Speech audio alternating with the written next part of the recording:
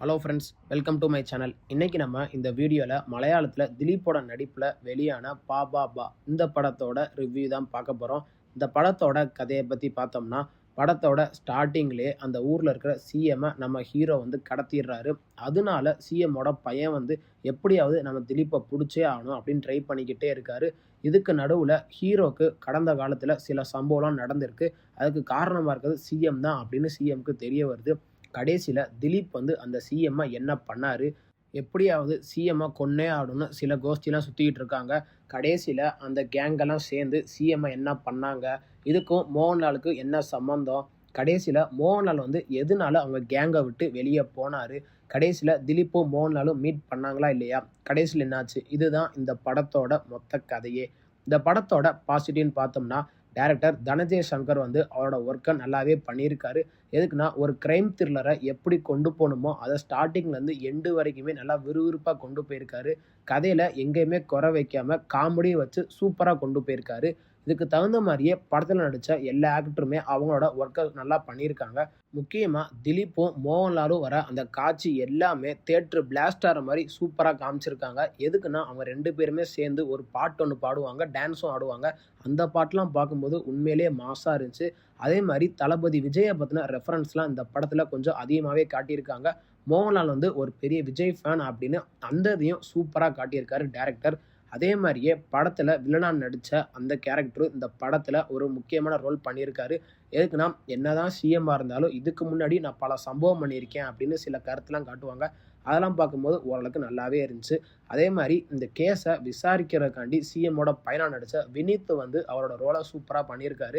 எதுக்குன்னா, ஒரு போலீஸ் ஆஃபீஸராகவே இருந்தாலும் நான் வந்து சில விஷயத்துலாம் காமெடி பண்ணுவேன் அப்படின்னு அந்த கருத்தையும் டைரக்டர் சூப்பராக ப்ளேஸ் பண்ணியிருக்காரு படத்தில்.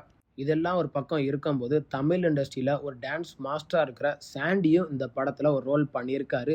இதுக்கு முன்னாடி தமிழ், மலையாளம், கன்னடம், தெலுங்கு எல்லாத்துலேயுமே சில ரோல் பண்ணியிருப்பார். அந்த எல்லா படத்துலையுமே அவருக்கு பேர் கொடுக்குற மாதிரி தான் எல்லா படமும் அமைஞ்சிருக்கு. அதே மாதிரியே இந்த படத்தில் திலீப்பும் சாண்டியும் சேர்ந்து ஒரு ஃபைட் பண்ணுவாங்க. அந்த காட்சியும் ஓரளவுக்கு நல்லாவே வச்சுருக்காரு டைரக்டர். படத்தில் நடித்த மற்ற எல்லா ஆக்டருமே அவங்களோட ஒர்க்கை நல்லா பண்ணியிருக்காங்க. படத்தில் ஒர்க் பண்ண எல்லா டெக்னீஷியனுமே அவங்களோட ஒர்க்கை நல்லா பண்ணியிருக்காங்க. முக்கியமாக சினிமோட்டோகிராஃபர் வந்து அந்த கில்லி சாங்கை போட்டு அந்த ஜீப் போகிற மாதிரி ஒரு காட்சி இருக்கும். அந்த காட்சியை ட்ரோன் ஷாட்டில் சூப்பராக காமிச்சிருக்காரு. அதே மாதிரி கடைசி கிளைமேக்ஸில் முன்னாடி அந்த போலீஸ் கார் எல்லாமே இருக்கும். நம்ம ஹீரோ வந்து ஒரு காரில் வந்துக்கிட்டு இருப்பாங்க. அந்த காட்சியும் நல்லா காமிச்சிருக்காரு டைரக்டர். சினிமோட்டோகிராஃபரும் அதுக்கு ஏற்ற மாதிரி சில ஷாட்லாம் வச்சு மக்களுக்கு ஏற்ற மாதிரி சூப்பராக ப்ரெசென்ட் பண்ணியிருக்காரு. அதே மாதிரி சினிமோட்டோகிராஃபர் வந்து இந்த படத்தில் சில டிஃப்ரெண்ட்டான காட்சியெல்லாம் சூப்பராக நமக்கு காமிச்சிருக்காரு. அதெல்லாம் பார்க்கும்போது என்னடா இந்த மனுஷன் என்னென்னமோ ஆங்கிளில் என்னென்னமோ பண்ணுறாரு அப்படின்னு தான் இருக்கும் பார்க்கும்போது. அதுக்கு தகுந்த மாதிரியே அவரோட ஒர்க்கை நல்லா பண்ணியிருக்காரு இந்த படத்தில். படத்தில் மிகப்பெரிய பேக் போன்னு பார்த்தோம்னா நம்ம மியூசிக் டைரக்டர் தான். எதுக்குன்னா, ஸ்டார்டிங்கில் தளபதி நகர் அப்படின்னு போட்டு ஒரு சீன் இருக்கும். அதுக்கு ஒரு பேக்ரவுண்ட் ஸ்கோர் வரும். அது நல்லா இருந்துச்சு. அதே மாதிரி கடைசியில் மோகன்லாலும் திலீப்பும் நடந்து வர அந்த காட்சியும் பார்க்கும்போது நல்லா இருந்துச்சு. அதுக்கு தகுந்த மாதிரியே பேக்ரவுண்ட் ஸ்கோரையும் வேறு லெவலில் போட்டிருக்காரு மியூசிக் டைரக்டர். படத்தில் டைரக்டர் வந்து சமூகத்துக்கு ஏற்ற மாதிரி சில கருத்தையும் சொல்லியிருக்காரு. என்னதான் அனாதையாக வாழ்ந்தாலும் தானுக்கு ஒரு குடும்பம் வந்துருச்சுன்னா அந்த குடும்பத்துக்காண்டி நான் என்னதான் பண்ணுவேன், எதுக்காண்டி நான் இவ்வளோ பண்ணுறேன் அப்படின்னு அந்த கருத்தையும் டைரக்டர் சூப்பராக இந்த படத்தில் ப்ளேஸ் பண்ணியிருக்காரு. படத்தோட நெகட்டிவ்னு பார்த்தோம்னா, டைரக்டர் என்னதான் அந்த கதையை நல்லா கொண்டு போயிருந்தாலும் சில இடத்துலலாம் நம்ம லேக் ஃபீல் பண்ண முடியும். அதில் முக்கியமானதுன்னு பார்த்தோம்னா, தேவையில்லாத பாலிடிக்ஸ் காட்சிலாம் கொஞ்சம் அதிகமாகவே இருக்கும்.